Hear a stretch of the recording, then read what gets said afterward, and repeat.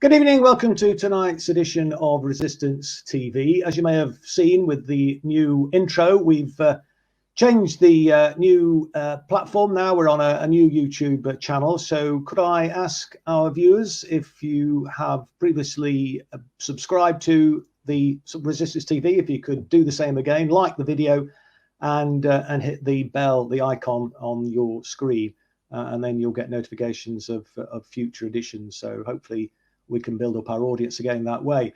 I'm really pleased this evening to be discussing the Orgreave Truth and Justice campaign that's continuing to demand a public inquiry into what happened at Orgreave almost 36 years ago now, when the police went on a rampage. And I'm particularly pleased to welcome a good comrade of mine, long-standing friend, John Dunn, who's been active in the campaign since its inception. John, many people will know him, I'm sure, has been a veteran of numerous labour movement struggles, and he was attacked himself by the police on a picket line at another location. I think it was at Creswell Colliery. He was a leading National Union of Mineworkers activist during the strike, and was also one of the iconic Claycross rent rebels in the early 1970s, which was a wonderful example of municipal socialism back in the day. Well, recently he served as a district councillor and a county councillor at a senior level, and chaired the Derbyshire Fire and Rescue Authority, and a body which I served under John, under his chairmanship. Before I bring John in, though, just to tell us what actually happened at Orgreave on that fateful day, I just want to play a short video which gives a bit of a flavour of the aftermath and what happened there. Let's just play that video.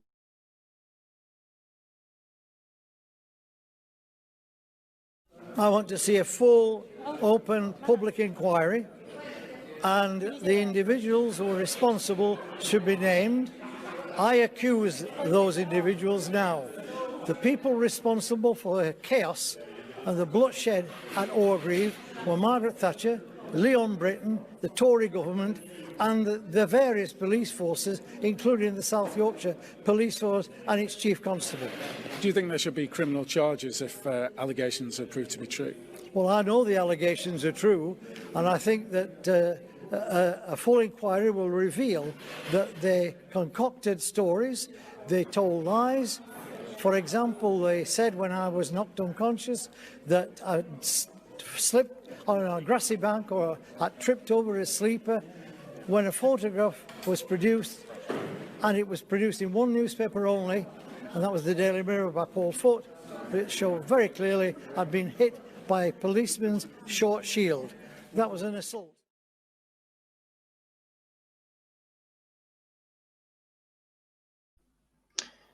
I think what was clear from the miners' strike was the misuse, really, of the instruments of the state to smash what was the Brigade of Guards of the labour movement, the National Union of Mineworkers. I think the Thatcher government realised that if they could defeat the miners, then the road was clear to bring about the significant reforms which we're still living with the consequences of today, with 14 million people living in poverty, endemic precarious employment throughout the land, people, struggling to pay their housing costs, to actually buy a house is out of the reach for many, certainly working class people, in the way in which it didn't used to be. And to get a council house these days, I mean, very, very difficult indeed. They're in such short supply.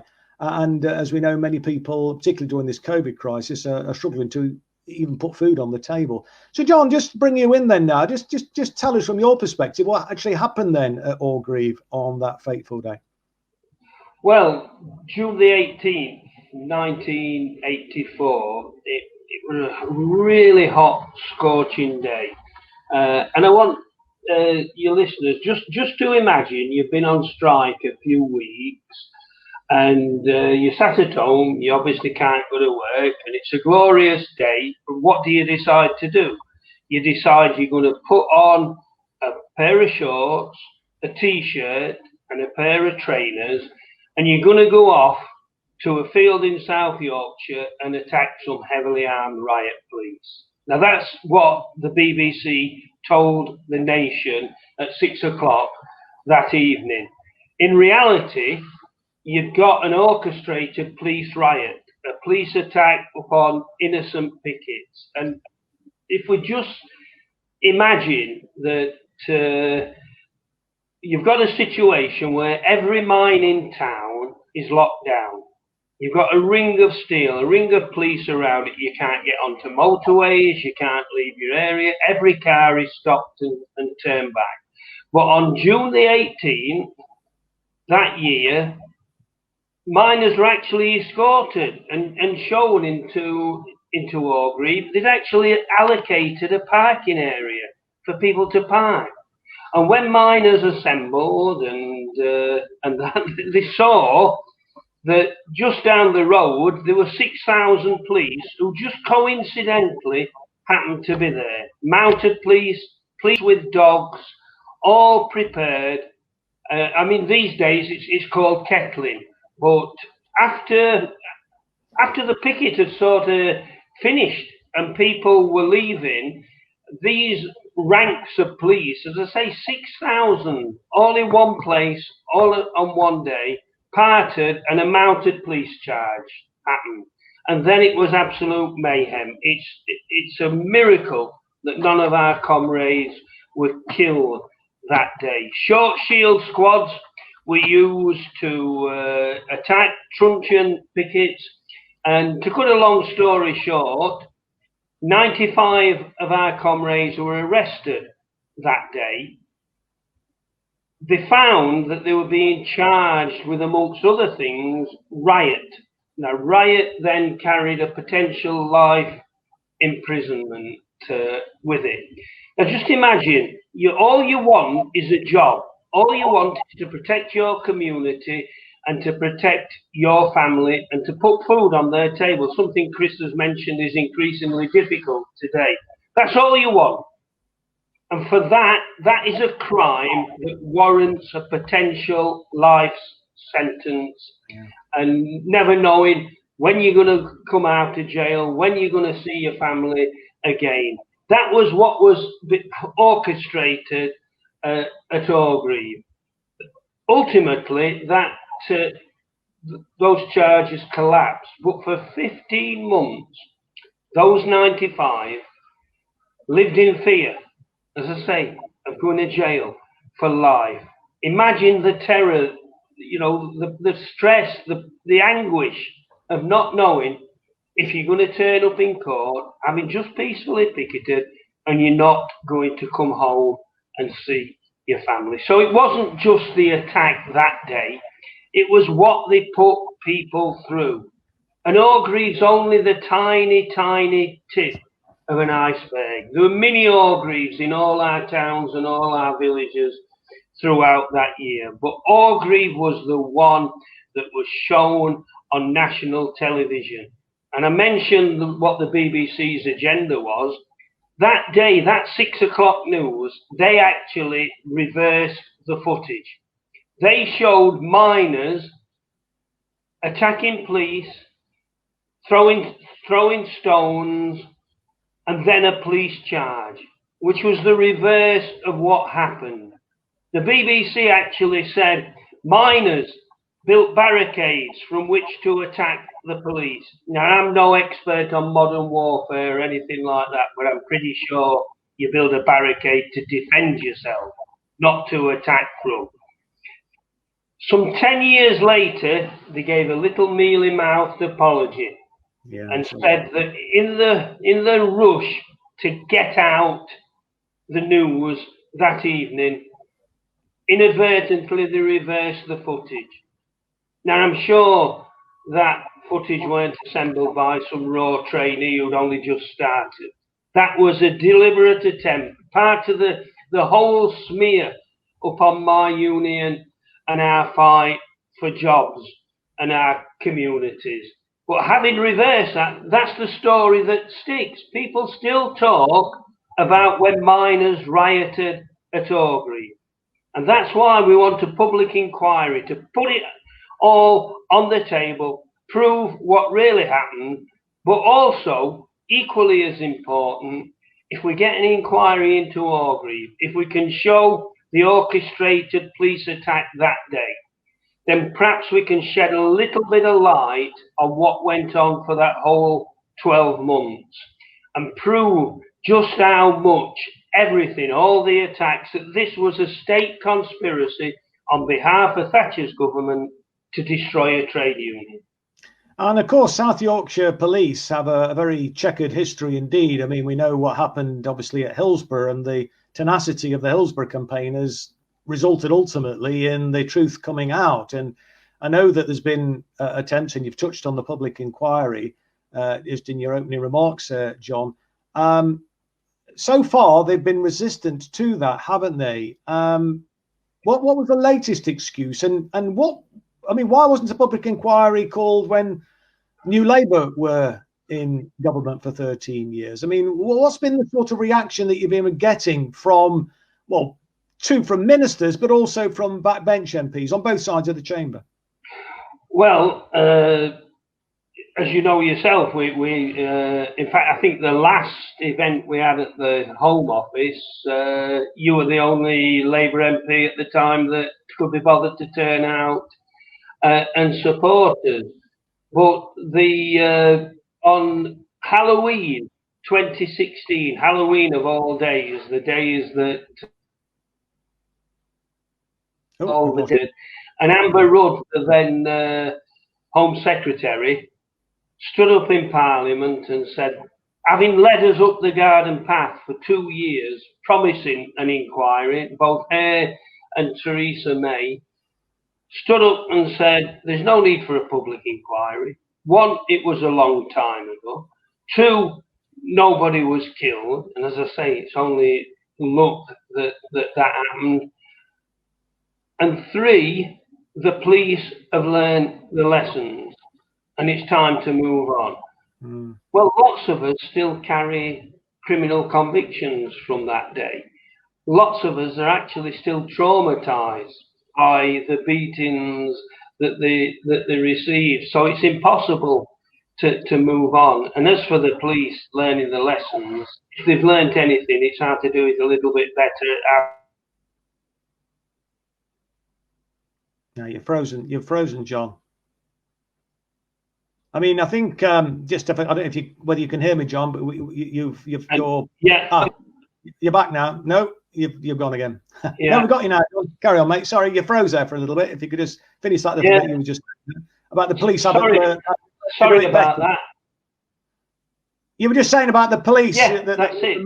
And then I think you were just saying that if anything, they've just learned how to be clever about how they do what they do in terms of repressing. That's it. Yeah, that's it. If anything, they do it behind a lot of closed doors. You know, the number of people who die in police custody, the attacks that we still see. And if you talk to people who were demonstrating against fracking and talk to them about how they were treated by the police, it's the same old story. You know, we saw way back in 2010, was it, the student demonstrations, where students were kettled for hours.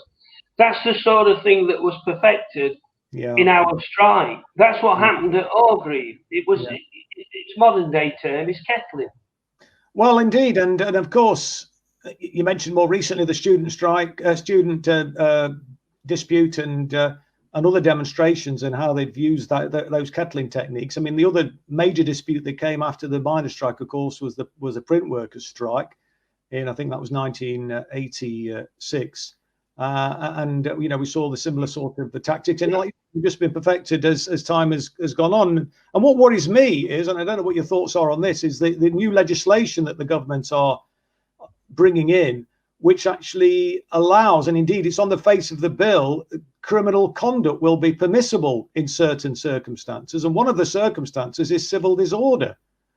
They're actually legitimizing, it's on the face of the bill, that if they're faced with, civil disorder, that the police will be exempt from prosecution. They're permitted to engage in, as I say, it calls it criminal conduct. What about that? I mean, is that a worry, do you think, or? Well, it's a real worry. What is more worrying, perhaps, is that the Starmer Labour Party refused to oppose it. and abstained of all things on it. Now, one of the things that we've done as a campaign, we work with lots of other campaign groups, Shrewsbury, the Blacklist campaign, the Spy Cops campaign. And, you know, through that, we've met brave women like Helen Steele, who's one of the people who was taking action in the courts against the police for being tricked into illicit relationships by people who'd assume false identities. So if the police were allowed to get away with it then, if you give them even more impunity now, then it's you know, how can we talk about freedom and justice if the police are allowed to do this sort of thing with impunity? And I should also add that all the policemen who were proven to have fabricated evidence at Orgreave, who had actually perjured themselves in court, not one of those policemen has ever been charged and held to account. Now, perjury is supposedly a serious crime, but nothing has happened. And if you have a police force that can act with impunity, you know, that can literally rape women on behalf of the state and things like that, you know, that can attack, that can kill, and there's no accountability. And as I say, the big tragedy is the Labour Party refused to oppose this, apart from a handful of left MPs. I mean, I think there tends to be a difference, doesn't there? And was that the case back in the miners' strike between, you know, grassroots Labour activists and the leadership? Was that a feature, do you think? Oh, we got tremendous support from grassroots activists. I toured the length and breadth of the country, addressing meetings. You know, we had Labour Party members setting up support groups and raising funds, turning up on our picket lines. Unfortunately, the leadership, Neil Kinnock, and to be honest, I feel like I should spit every time I say that name, were actually complicit in sabotaging our strike. Kinnock refused to support us. He, under duress, very, very late in the strike, he made a token appearance at a picket line. He went on record at Labour Party conference the year after the strike, attacking Arthur Skyville in the most disgusting way. And I suppose, much like today's Labour leadership, his strategy was, well, let's appear respectable, and then we'll prove to people that we can be trusted in government, and we'll get into office that way. I wonder who they're trying to prove themselves to, though. It's kind of like, you know, it's the establishment, isn't it? The kind of the corporate world that they're trying to prove themselves to, it seems to me. But, they're proving they're safe to handle capitalism. Exactly, mate, exactly. I just wanted, I mean, you mentioned the Labour Party conference after the strike. I was at the Labour Party conference in 1984 at Blackpool when Arthur Scargill addressed the conference. It was an electrifying speech. We've got a clip of his peroration, which we'll just play now if we can, to give you a feel. Hallmark of what should have been done. We would have won this case months ago, but we've got to overcome a government whose bloody-mindedness has made thousands and thousands of our people face a situation that they've not faced since 1926. We've got food kitchens established in every village. We've had 3,000 of our people injured on picket lines.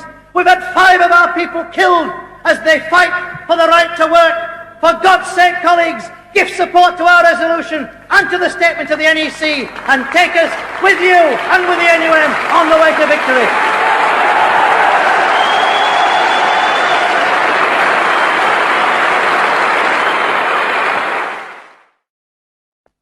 I don't know about you, John, but it gives me goosepimples listening to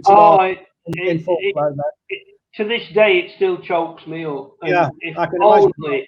we'd had more leaders like Arthur. And if only we got some leaders like him today. Absolutely. But interestingly, though, John, just in a more general thing about the miners' strike, that speech was made around about the time where the NACOD's trade union were on the cusp of coming out on strike as well, which would have, well, it would have sealed the victory, I think, then, because they wouldn't have been able to continue producing coal, would they? What happened there? Because I thought NACOD voted to come out, and then they didn't. Yeah. They got an 82% majority to join the strike, and to this day, nobody knows what happens. Arthur tells the story that, having been in regular touch with the two leaders, McNestry and Sampy, for a whole weekend, he couldn't get hold of them. They were impossible to contact. And then they signed some mealy-mouthed agreement and called the strike, their strike off, leaving us high and dry. And I say they had an 82% mandate. I think they wouldn't even have had to join the strike. Victory would have been assured even before the first day of them joining the strike. And that was scandalous. We were so close to victory. I mean, history proves, and the evidence has been shown, that on a number of occasions we were on the brink of victory when the dockers were going to strike, etc., etc. But that was a real crushing blow. And to say that we carried on for another 5 months after that is testimony, I think, to the strength of our union and the strength of the leadership. Yeah, and what happened, why they called it off, whether somebody put a gun to the face, and I have no proof of this, whether somebody, offered them a nice cushy number in the future, I have no idea. But why would you, having been given such a massive mandate, then go and sabotage something like that? And we're paying the price for it now. Absolutely. I mean, it's not just the decimation of the coalfield communities, as I was saying in my opening remarks. It's the entirety, really, of the country that's actually suffered the consequences of what happened, where they were able to, defeat the miners. And I think, for me, what that illustrated was the importance of solidarity. I mean, and Arthur and people like yourself are in the personification of solidarity. And if only some of those other trade union leaders had got an ounce of the acumen and the solidarity displayed by Arthur, then the course of history would have been different, in my opinion. I guess you'd agree with that, I suppose, John. Most definitely. You could draw a timeline of the things where we've gone backwards since then. I mean, let's be honest, it wasn't just about defeating my union, the NUM. It was about emasculating the trade union movement. And unfortunately, as you say, we didn't get the solidarity. There were some great exceptions, and say we were going to be joined by the dockers, but they got bought off. There were the heroic Liverpool councillors who were forming a second front against us, and if we'd had more people, as you say, of Arthur's calibre, if the TUC had just lifted its little finger, then not only would we have won, but can you imagine that if we had shown that you could stand up to a government like Thatcher's, would we have 0 hours contracts today? Would we have all this precarious working? Would we have literally people being forced to go to work in the middle of a pandemic, literally having the choice to make of facing potential death in the workplace as a result of COVID, or feeding their families? Would any of that be in place today if we'd won and the trade union movement had stayed strong? Yeah, no, I'm absolutely. I mean, and obviously 10 years or so before that, just over 10 years before that, the miners were on strike, and despite your youthful appearance, I guess you'll remember that. But I mean, that was a successful outcome to that dispute, and indeed it resulted in Ted Heath, as you remember, I remember very well, him going to the country on the basis of who runs Britain, because of the miners' strike at that time, and obviously the people decided it were him, as we know. What, in your opinion, John, would you say were the key differences, if any, between the success of that strike and what happened in 1984? Well, after we brought Heath down in '74, the Tories commissioned a report, as you well know, the Ridley report. Yeah. That was a little bit more than a report. It's actually a blueprint of. They talked about a major trade union, but they actually meant the miners. It talked about beefing up the role of the police. It talked about using the courts. Talked about recruiting scab lorry drivers to break strikes, and they were well prepared. They set this up almost at a time of their choosing, and in 1981 they came about with a pit closure program then, but a series of unofficial strikes that were spreading throughout the coalfield made them back off because they'd not got things in place. And the differences, they'd obviously learnt that lesson of 1974. They created a national police force directly under the control of Thatcher. They had their agents. They'd even planted an MI5 agent at the very top of the NUN. And they were ready. And unfortunately, we had to stand up and fight. And unfortunately, because we fought alone, ultimately they were successful, and it proved that that the Ridley plan had been a success. Yeah, no, indeed. But I mean, I think you could have defeated them. I mean, as we just mentioned, you're on the cusp of victory, certainly with the NACOs, and you mentioned a few times previously. But if only there'd been that solidarity there, and that's so important. I just wondered, John, what's your thoughts on how do we instill that sense of solidarity, the importance of solidarity, the power that comes with solidarity? The old song, there's power in a union. People feel, I don't know, when people are isolated in that sense and they're atomized, which is what the government's certainly been keen to do that, and they've closed down lots of big workplaces, which has accelerated that process. I mean, what's your thoughts on how we can instill that sense that we've got power, it's in our hands? If only we can link arms and stand together, we've got the power, despite of what, never mind the Ridley plan and all that they did. If we'd have stood together, we'd have won. You'd have won. Yes, yeah.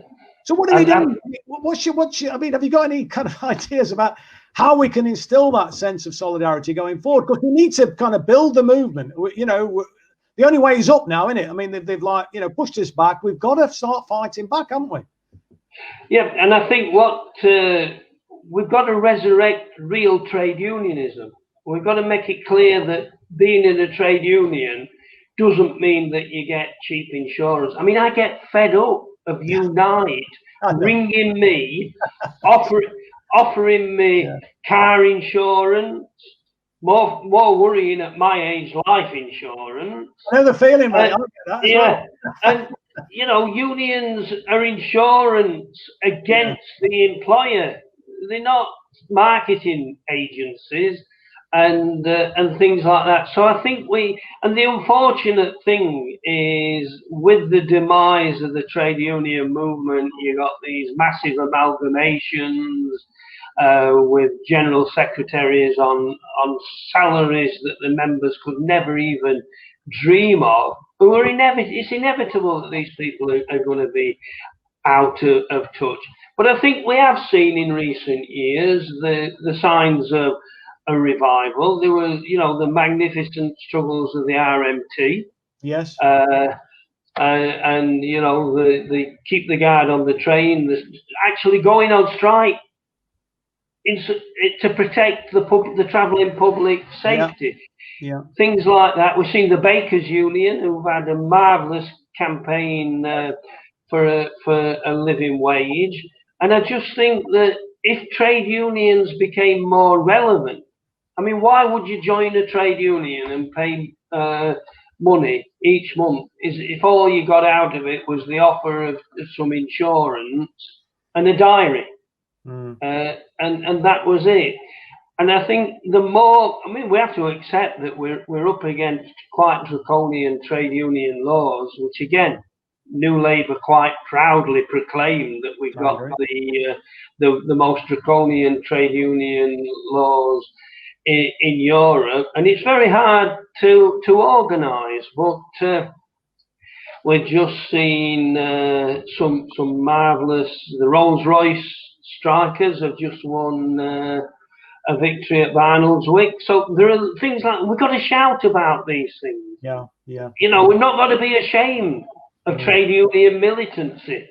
No. The only reason we've got weekends, the only reason we've got any benefits, the only reason people have the ability to put food on the table is because people join trade unions and fought. And I think, you know, whatever happens, whenever COVID goes away, there's got to be a hell of a fight, because, you know, the Tories are wanting to bring back austerity on steroids, and they're going to use that as an excuse to further attack people's living standards. So, you know, the trade unions have got to get their act together. They've got to be organised locally in communities. And one of the biggest tragedies is that they don't organise properly the unemployed. Unite tried it with Unite Community, but that's lost its way a little bit. We've got to, and trade unionists have got to team up with other, you know, people fighting rent evictions, and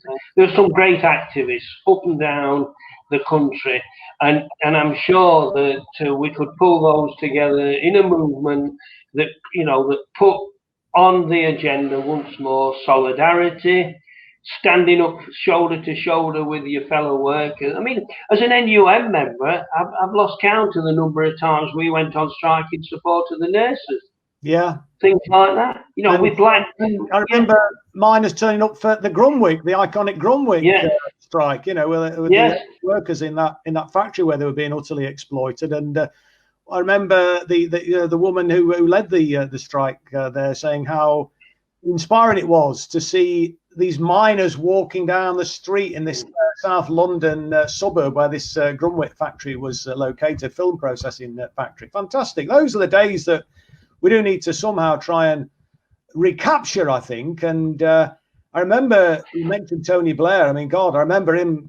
I think his precise quote was that we will, when we've made the reforms that we're planning on trade union laws, we'll still have them. And he was crowing about this.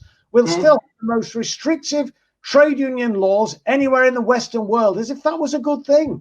Well, thanks, Tony, because what you've done is you've created the scenario that we've both been talking about this evening, you know, the precarious employment, the 0-hour contracts, the people, you know, struggling to put food on the table, the consequences of people forced to go into work during this pandemic. I mean, it's an absolute disgrace, a travesty that it was a Labour government that hardly did anything about any of that stuff. I mean, it really is disgusting. But what's next then? I nearly called you Tony there. Wash my mouth out with soap and water. Well, if you're referring to Tony Benn, that's not so bad. Yeah. Now, I was just going to say, what's next for the Orgreave Truth and Justice campaign? What's the plan for this year then? Well, a lot of it obviously depends on the pandemic. That has although we've still continued doing meetings by Zoom. We're as busy as ever, but it has prevented. I mean, you've addressed our rally. You've turned up at our rallies. It's prevented us doing that sort of thing in the demonstrations and you know, being outside the Home Office and things like that. But basically, we're going to carry on doing what we do. We're going to keep our profile. I think we're one of the more. To say we've only been going since 2012, we've had tremendous success. We're working with, as I said earlier, with a lot of the other campaign groups. They've supported our struggle. We've supported them. And I think we've got a role as well, going back to what we said just previous about getting the sense of militancy back through our rallies, through our meetings, through our going in and talking to other organisations and explaining what life was like back then when we did have solidarity, when people did stand up and fight. And our members, if there's a picket line anywhere near any of our members, you'll see our flags and our banners on them. And I think, you know, we're not just part of a campaign for truth and justice. We're part of keeping alive the traditional spirits of trade union solidarity, and something that the movement should stand for. And I think by doing that, I mean, we have a tremendous amount of young people turn up on our activities, and I think just by telling them about, you know, the history of our communities, of our struggles, what trade unionists did and what they should continue to do, we can play a tremendous role like that. I'm always quite optimistic about that, because I always think that, okay, we had a terrible time of it. We had a year of immense hardship, police attacks, being framed, being criminalised. We were denied benefits. Our union funds were sequestrated. Our leaders were vilified, but we still stuck it out for a year. And they were so afraid of us that they had to use everything that they did. So just imagine if it was more than one union, if the entire movement got up off its knees and the leaderships just lifted their little finger, they'd be unstoppable. Yeah. And so I think that's the real lesson, not that we were defeated. I don't think we were defeated. The strike might have been defeated, but, you know, you were with us at the last Durham Miners Gala. You know, do there 250,000 trade unionists who were there look like they're defeated? Absolutely. You know, we've got to celebrate our history. Yeah. And, you know, collectively join each other's struggles and fight. And ultimately, it's not just a fight for, you know, a little bit more here, a little bit more there. Our struggle, as far as I'm concerned, is not just about exposing the truth of what happened, not just at Orgreave, but throughout that whole year. Our struggle is about making sure we reverse all those wrongs, making sure we expose what the state are prepared to do to ordinary people in order to, you know, to keep the ruling class in power. And I think that if we can continue doing that, if we can continue exposing what the real nature of this system is, then we can start talking about changing that system. Yeah. And for me, it's not just, I've got a criminal record to this day. 2 years ago, I refused a visa to visit my partner's brother and some friends in America. I can only assume it's because of that criminal record. I was framed with two criminal convictions that are there. And this is the strange thing, Chris, is as a campaign, we've been encouraging people who were arrested, not just at Orgreave, but outside Orgreave. People like myself, I was arrested and assaulted in April, to send in freedom of information requests. And last year I sent one in to Derbyshire Police. I was arrested in Derbyshire. I was assaulted by a Lancashire policeman, and the Derbyshire NUM at that time took out 3 private summonses to try and expose the violence that was happening. Upon my conviction that those private summonses obviously got nowhere. But I sent in a freedom of information request about my arrest, and they got no record of it. No record at all. You would have thought, here's somebody who's suing your chief constable for a start, and you can't find any record of it. I went to the National Police Records Office. No record of my arrest. No record of these private summonses. And every one of our comrades who was arrested outside of Orgreave is getting the same response. Now, we had 11,000 people arrested. 7,000 people given criminal convictions, And there's not a record of those. Not a record of what happened during the most momentous industrial dispute in living memory. What are they covering up? And also, the archives, the police archives, are now locked away until 2066. Yeah. Oh, well, I'll be 114 then.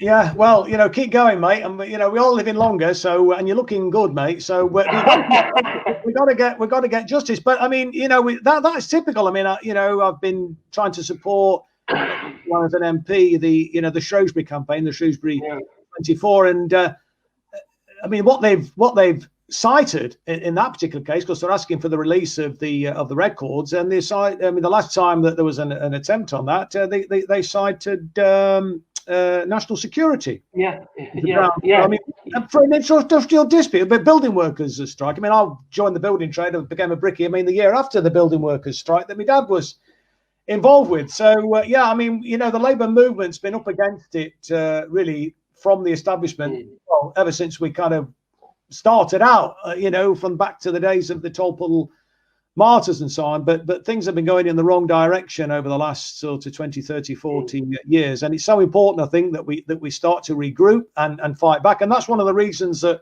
we're trying to build this alternative kind of resistance movement, to bring people together, to bring campaign groups together, left-wing movements, socialist movements, progressive movements together, because what I think is desperately important that we do is that we start working together more and find those things that we agree with with each other on, rather than the areas that we are perhaps in some disagreements on the left, and there will be some disagreements. But on the left, we've tended to focus on the things where maybe somebody's not quite as pure as the next person, and I think that's important that we deal with that, and that's one of the reasons why we brought this movement into being. And obviously, the pandemic's stifled our ability to grow as much as what we would have wished to do. But like you say, John, if we can all travel together and work together, then I'm sure that we will be able to make a big difference. Just before I bring Sean in, though, Don, I just wanted to get your take, because I mean, obviously you've got a vast experience. You were a Claycross rent rebel, the sort of epitome of municipal socialism. I mean, that authority were doing some incredible progressive things, long before they were thought of, latterly. I mean, like free TV licenses for the pensioners and stuff like that, the milk for the kids, and when Thatcher tried to steal it from them and so on, you managed to keep it going in Claycross. Over that long period of time that you've been involved in as an activist, John, I mean, how would you sort of summarize the changes that you've seen in the way in which politics works in this country? Well, I think politics, if you talk about party politics, it's degenerated almost to the point that in terms of leaderships of Tories and Labour, they're virtually indistinguishable. And I think that I think we have to put a lot of the blame for what's gone wrong in politics at the door of Tony Blair and his cohorts. They emasculated Labour councils. They brought in the way that you have to be interviewed in order to prove that you're a nice person to become a Labour councillor. Now they were, and they drove a lot of people away. And I think they, more than anybody, have to bear a lot of responsibility for the sort of messes that we're in. Those people and the trade union leadership, of course, because they've tended to go for an easy ride. And if I look back to the 1970s, obviously we had the Claycross issue that you've talked about, something I'm proud to have been part of. I'm actually the youngest person ever to be surcharged and disqualified in this country. And again, a Labour government refused to lift those surcharges.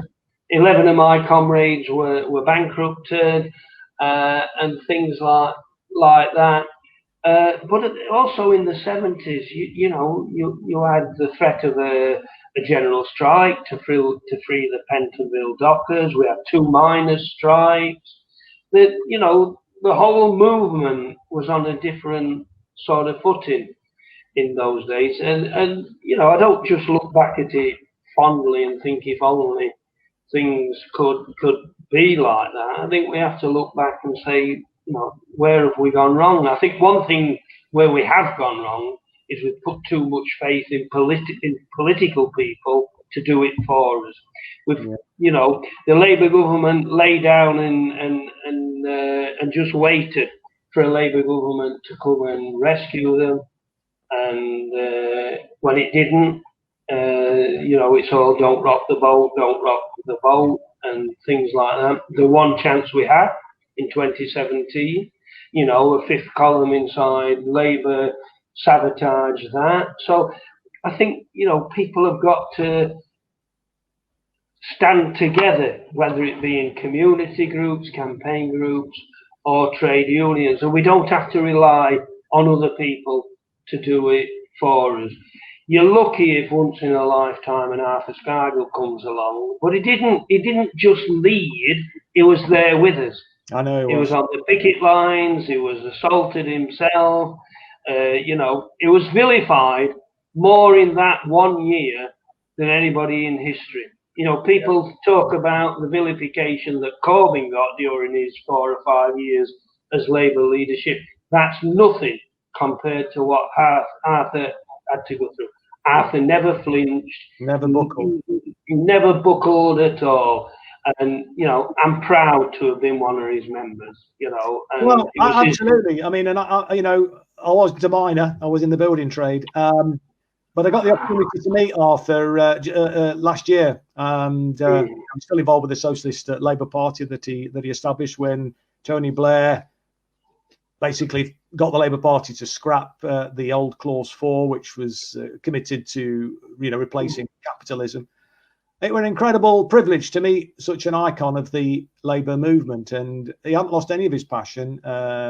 Brilliant guy, and it was his birthday this week, wasn't it? You know, and it was 83. Birthday greetings to him, and that prompted me because I didn't realise it was his birthday, and I put something out, and it got a tremendous amount of warmth and affection towards him. You know, a few dickheads, of course. You know, the old, you know, you're going to get that, but there isn't a tremendous amount of warmth for that, and I think there's a real place, a real appetite, I think, for that type of leadership. We desperately need it, and hopefully, you know, people will come through. And again, one of the things I'm hoping through this movement that we're trying to build is that we can encourage and bring through new working class leaders that will pick up the cudgels and you know, take things forward. Let's bring in Sean though now, if we can, in the last sort of 10, 15 minutes, just sort of get a reaction for what people have been talking about who've been watching.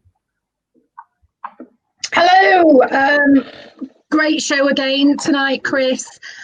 Just reminding people what happened, and also educating people who are a bit younger and who don't perhaps know about what happened during the miners' strikes. It's been really good for me personally to refresh my memory and to also hear some of the things that John has been saying tonight. I just want to give a shout out to those people who are online tonight. We've got Dave Roberts. Big Dave Roberts is with us tonight, Chris. Oh, good. Johnny Cooper, Mark Anderson, Ange Sandground, Stephen, lots of people, Ange, and on Facebook we've got Pam Bromley with us tonight as well. So right. Welcome to all of you. Big shout out to you, comrades out there tonight. Can I also and anybody else who knows us as well? Sorry, and anyone else who knows us, of course. I was just hoping they'd found their way to the new channel, and they have, which is fantastic. So right. If I can ask you to make sure you subscribe, hit the notification bell, and that way you won't miss any further programs or shows that we put out there. So John, we've got a few questions and comments that have come in for you tonight. So Alan says, why is Keir Scandal Starmer still being soft-soaped by the Labour Party? He makes me feel sick. I haven't resigned from the Labour Party, but I have reservations about remaining a member. So just a comment there. Patrick McLennan says, I won't hold my breath on getting a public inquiry. They've done the same as they always have done, lie and hide the truth until they're gone. The government did the same to the people in Northern Ireland. Brian says, what's happened to the two NACODS leaders since 1984? Do you know anything about the NACODS leaders? Yeah, NACODS. Yeah, I don't know what happened to Sampy, but McNestry was appointed to be in charge of the Coalfield Trust, Quango, that hands out grants and things like that. Other than that, I've no idea. I mean, ultimately, NACODS paid the same price that we did. There's not a single, none of their members are employed anymore, and you know they'll go down in history as being absolute scabs and saboteurs. I mean, there were a good number of NACODS members that would have joined us. Again, it was a case, the difference between our leadership and theirs, and unfortunately, they were bought off. What were the other points, Sean? Angela says, how do we pressure our unions into supporting the members? I'm not going to mention the name of her union, but she says that her union do nothing. Well, I think ultimately people have got to be encouraged to be active. We've got to have branches that people can get. Obviously, it's a different situation now during COVID, but too many union leaders just want an easy time. They don't want an active membership, and it's up to people like ourselves, I think, to say get active in your union. If you're not in a union, join it, but join it and take part in it. Get to your branch meetings. Be involved in every respect. And I think one of the big demise of trade union movement is just not what's happened to trade unions themselves. It's the demise of the shop stewards movement. Yeah, that's where trade union power really lay, on the shop floor with good shop stewards, good full-time conveners, and things like that. And all the time we have I frozen. No, got you, mate. Can hear you. No, you're back.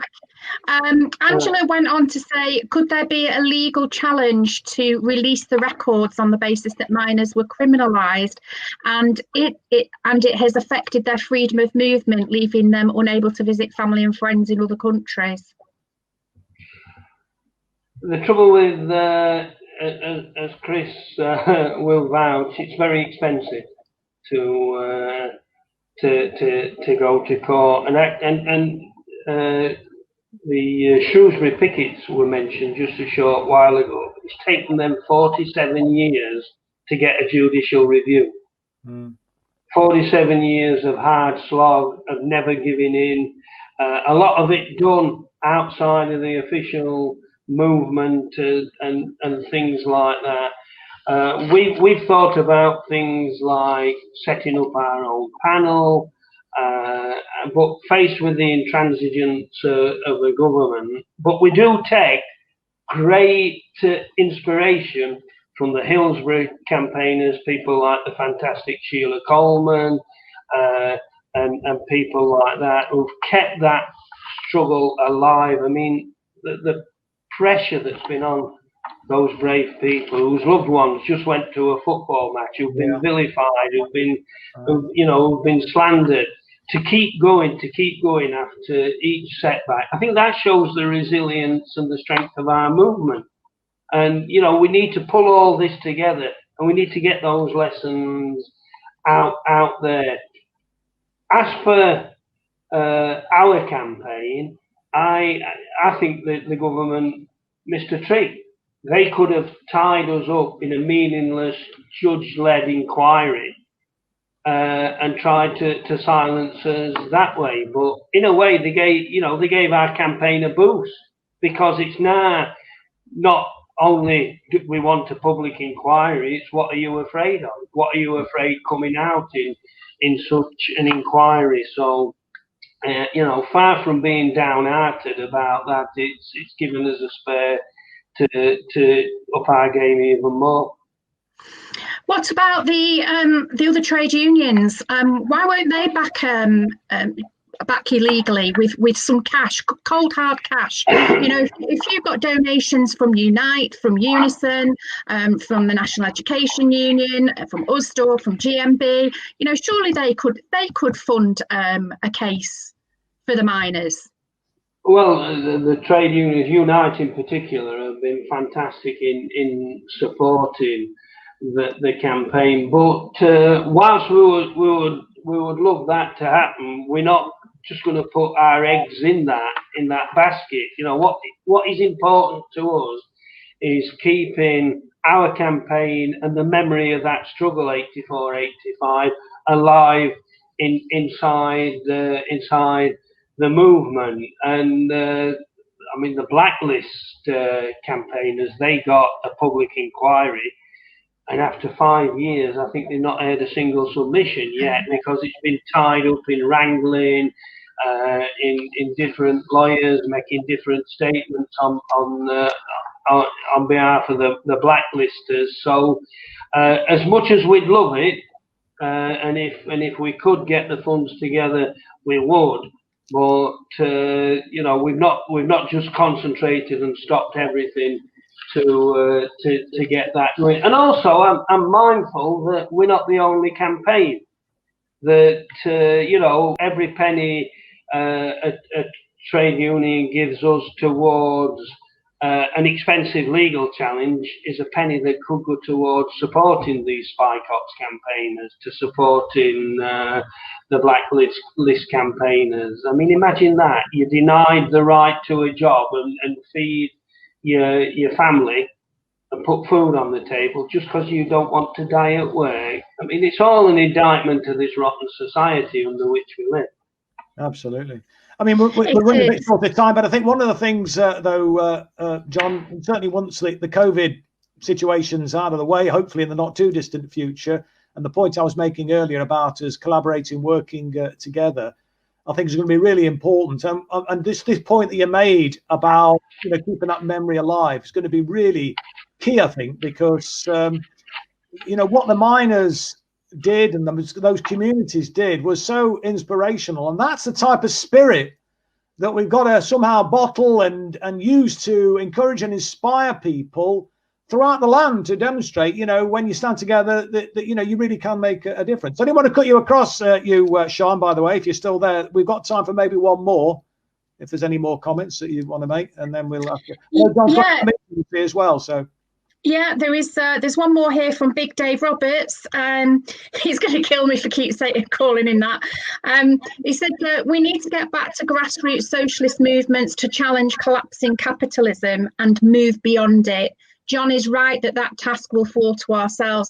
And one of the things that I used to keep beating the drum about when I was in the trade union movement was the organisers need to start organising within communities. And I would call on every union and every trade union member to be demanding that your trade union deploys their organisers, because they're well paid, they're well sourced, demanded that they are deployed within communities, and they should be doing proper community organising. And that way they'd get their figures up, and we can get back to some real trade unionism. Sorry, but bit on the soapbox.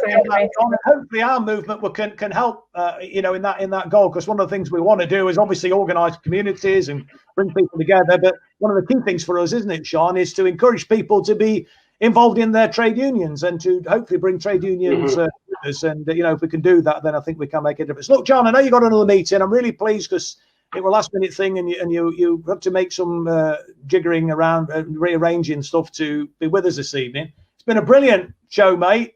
You've been incredibly inspirational as ever.